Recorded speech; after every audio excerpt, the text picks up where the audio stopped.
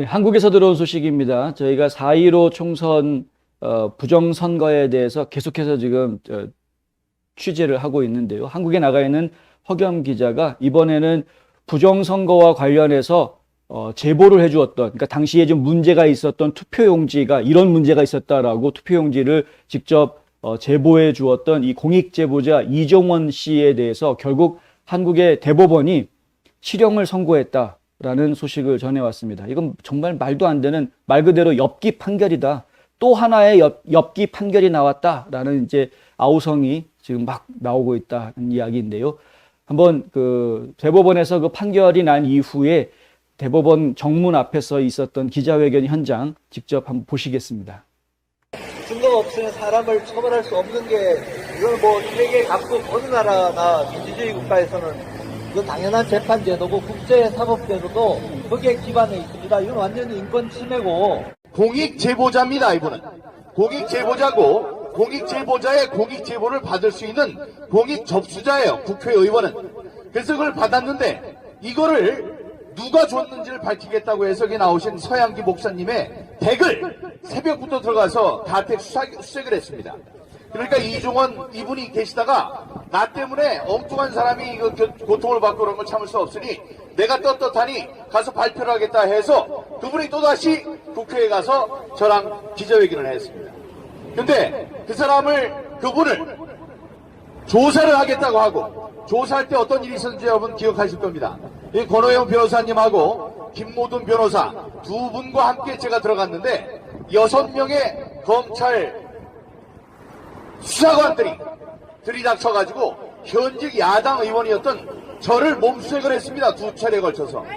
그래서 안 나오니까 여기 앉아 계신 2명의 변호사의 몸수색을 하겠다고 했어요. 이런 미친 짓을 했습니다. 그래서 그걸 갖고 한변에서 있을 수 없는 일이다 해서 강력한 그 규탄 성명을 냈던 일을 기억하고 계실 겁니다. 상상 이상의 엽기 재판이었다. 검사는 이종원 씨가 체력 단련실에 있는 비례대표 투표용지를 절도하느라 뜯은 봉투에서 DNA가 나왔다면서 증거물로 제출했다.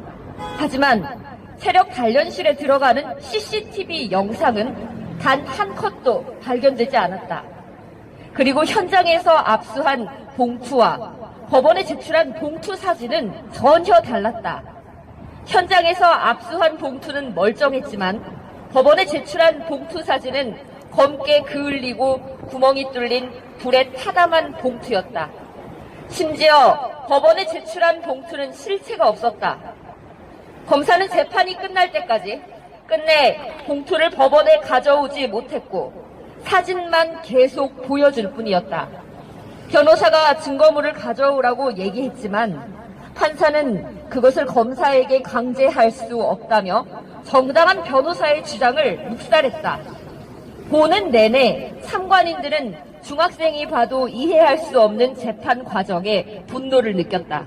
아니 그 전에 열흘 전에 불에 탄 봉투에서 무슨 DNA를 찾는다고 침이 묻어 있다 하더라도 DNA는 다 날아가는 거 아닌가. 그리고 나중에 이제 여기서 지문을 감식해달라니까 지문은 못 찾는다 그래놓고 이제는 이종원 씨 지문에서 DNA가 나왔다 이렇게 둘러대는 이런 검찰입니다. 그리고 그 DNA가 나온 그거의 신체에 어떤 조직이냐, 침이냐, 땀이냐, 신체냐, 아니면 뭐 체세포냐 이런 거 물어봤더니 그건 모른다고 이렇게 답변하는데 그걸 토대로 실형을 선고를 하고 사람을 구분을 해가지고 이렇게 하는 대한민국 사법부입니다.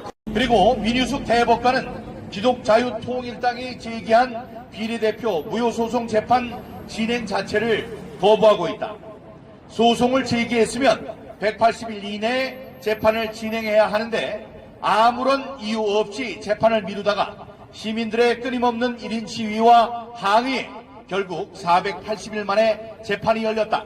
하지만 법리 검토를 더 해봐야 한다는 말과 또 언제 재판이 열릴지도 모르겠다는 정말 황당한 얘기를 하고 바로 재판정을 빠져나가는 촌극을 벌였다. 1년 넘게 이날만을 학수고대했던 시민들은 재판 자체를 거부하는 대법관 민유숙에게 엄청난 분노를 느끼고 있다. 네, 저는 지금 서초동 대법원 앞에 나와 있습니다. 오늘 이곳에서는 4.15 총선 당시 부정투표지를 신고했다는 이유로 억울하게 옥살이를 하고 있는 공익제보자 이종원 씨의 상고심 재판이 열렸는데요. 재판부는 예상대로 원고의 상고를 기각하고 징역 1년 6개월의 원심을 확정했습니다. 재판부의 이딴 구분 판결로 피해자들이 양산되고 있지만 4.15 부정선거의 진실을 밝혀내려는 범국민 투쟁 운동은 갈수록 힘을 얻고 있습니다. 지금까지 대한민국 서울에서 뉴스앤포스트 허겸입니다. 예.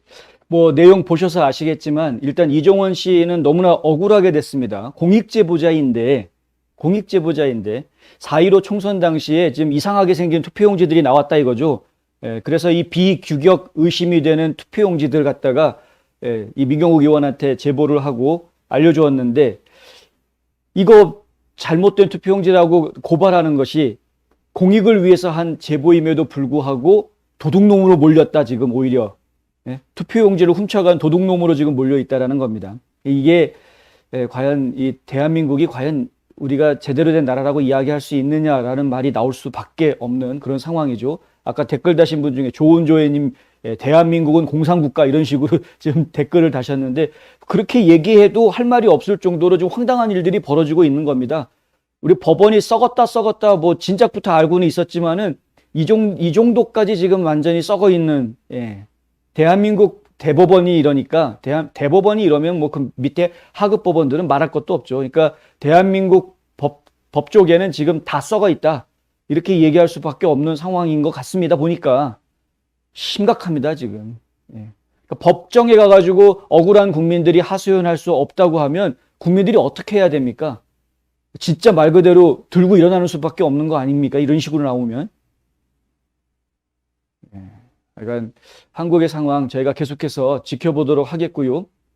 눈치를 채셨는지 모르겠는데 저희가 허겸 기자가 처음 보여드렸을 때의 화면 앵글에 비해서 최근에 보내드리고 있는 화면 앵글들은 굉장히 반듯한 앵글들을 보여드리고 있는 눈치채셨습니까? 아마 허 기자님이 이제 한국에서 취재하면서 이제 많이 좀 적응이 된 것 같습니다. 옛날 가다가 좀 나오는 것 같습니다. 저희가 좀 더 좋은 소식들 기대해 보고요. 어쩌면 또 좋은 특종이 터질지 누가 알겠습니까? 그리고 지금 이런 취재를 하는 사람들이 예전보다 좀 더 많아지고 있다고 하니까 이 부정선거에 대해서 취재하는 사람들이 좀 더 늘어나다 보면은 분명히 이들이 실수로 놓친 것들을 포착해서 그것들을 이제 폭로할 수 있는 그런 기회들도 앞으로 좀 더 많이 올 것이다라고 저희는 기대를 한번 해보겠습니다. 많은 분들이 이종원 씨의 판결에 대해서 굉장히 억울해하고 있는 것인데 필히 명예가 다시 복구되기를 바라고요. 반드시 그런 날이 오기를 저희 한번 기대해 보도록 하겠습니다.